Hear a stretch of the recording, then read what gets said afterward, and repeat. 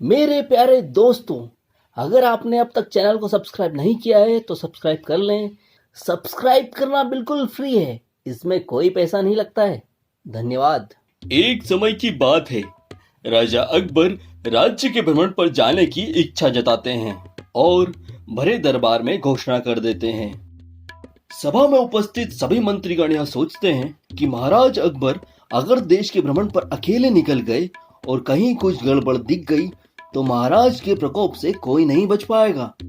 तो अकबर के मंत्रीगण उन्हें सलाह देते हैं। महाराज, अभी महामंत्री बीरबल राज्य में उपस्थित नहीं है।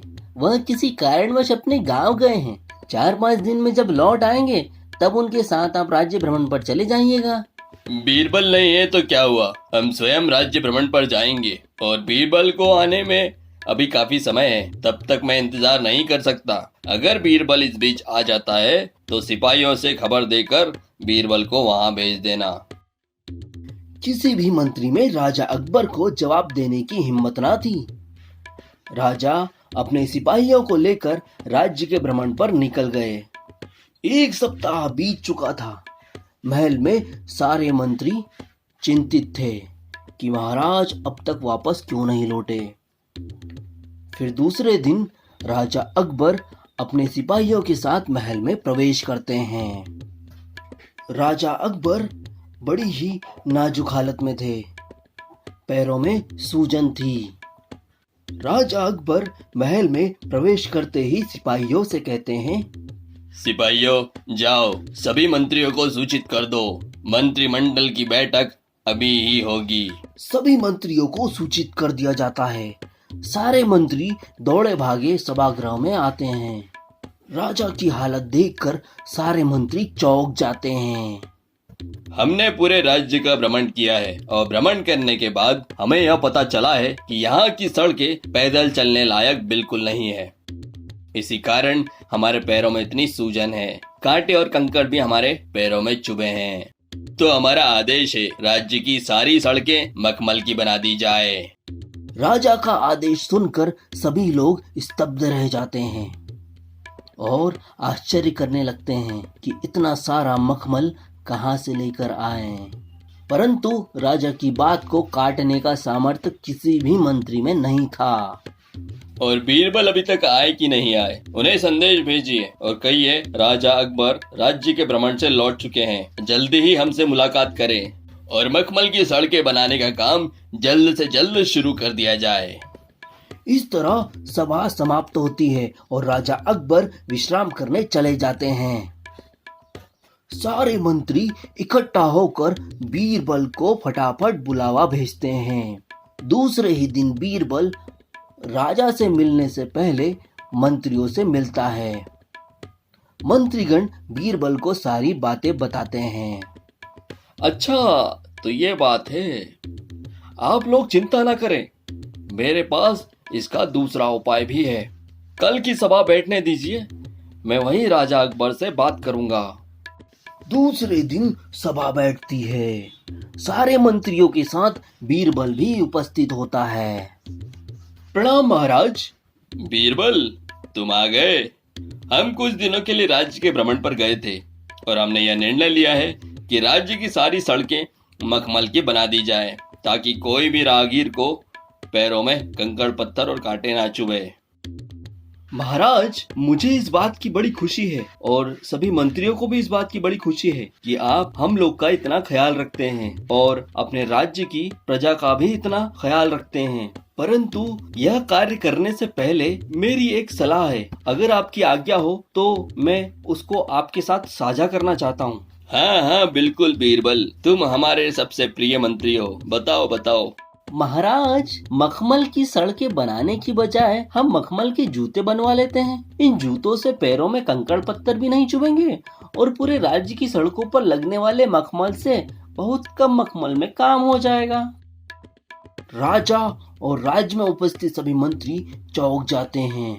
राजा अकबर मन में सोचता है, यह विचार मेरे मन में क्यों नहीं आया। अगर इतना सारा मखमल सड़कों पर लगेगा तो यह तो मखमल की बर्बादी होगी। वाह बीरबल वाह, यह तो हमने सोचा ही नहीं था। हमें मंत्रीगण की सलाह ले लेना चाहिए था। अगली बार से राज्य के भ्रमण पर तुम्हें ही साथ लेकर जाएंगे। गोलापुर नाम का एक गांव था, जहां पर एक दिन अचानक एक अनाउंसमेंट हुआ। सुनो सुनो सुनो, शहर में एक बहुत ही गंभीर बीमारी फैल रही है। सभी लोगों से निवेदन है, अपना अपना ख्याल रखें और घरों से बाहर ना निकलें। गांव के सभी लोग चिंतित हो जाते हैं। अरे भाई, कैसी बीमारी फैल रही है? हमें तो इसके बारे में कुछ पता ही नहीं है। क्या करेंगे? करना क्या है? सब अपने अपने काम में लगे रहो। गांव तक थोड़ी कोई बीमारी फैलेगी। परंतु टीवी में तो बता रहे थे कि एक दूसरे के संपर्क में आने से ये बीमारी फैलती है। हाँ, मैंने भी देखा है, परंतु हमारे गांव में शहर से ऐसी कोई बीमारी आ सकती है भला? सभी लोग इस बात का मजाक उड़ाकर वहां से चले जाते हैं। कुछ दिनों बाद एक व्यक्ति को वहां खांसी और बुखार हो जाता है। डॉक्टर उसकी जांच करता है। इन्हें तो वही शहर वाली बीमारी हुई है। ये कहाँ गए थे?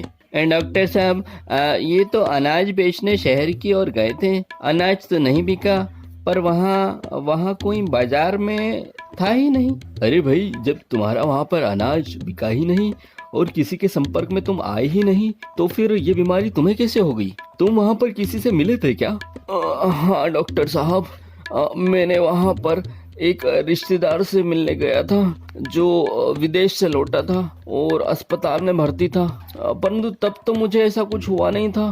परंतु जब गांव में बोला गया कि किसी को गांव से बाहर नहीं निकलना है और अपने घर से भी बाहर नहीं निकलना है, फिर आप सब लोग इसे मजाक में कैसे ले रहे हैं? और गांव में कहाँ कहाँ घूमे हो तुम? डॉक्टर साहब, मैं तो अपने परिवार में ही था, परिवार में सबसे मिला और अपने चारों दोस्तों से मिला हूँ। तुरंत उन चारों लोगों को अस्पताल में भर्ती कराया जाए, साथ में तुम्हारे परिवार वालों को भी अस्पताल में भर्ती कराया जाए। श्याम के चारों दोस्तों को और उसके परिवार वालों को डॉक्टर की निगरानी में अस्पताल में रखा जाता है और सबका इलाज किया जाता है।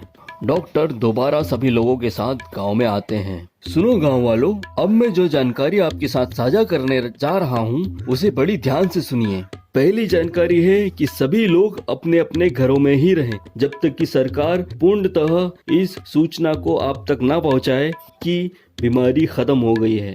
जब भी किसी सामान की जरूरत हो तो घर से केवल एक ही व्यक्ति बाहर निकले और अपने चेहरे पर एक कपड़ा बांध ले जिससे नाक और मुंह ढक लिया जाए। तीसरी जानकारी है, सामान लेने के बाद घर में घुसने से पहले अपने हाथ साबुन से 20 सेकंड तक धोएं, उसके बाद ही कोई दूसरा काम शुरू करें। चौथी जानकारी है, इस बीमारी का एक ही इलाज है, वह है आप किसी के संपर्क में न आए, कोई भी शादी समारोह और कोई भी गुट बनाकर ना रहे जब तक कि यह बीमारी समाप्त ना हो जाए, और एक दूसरे के संपर्क में तो बिल्कुल ना आए।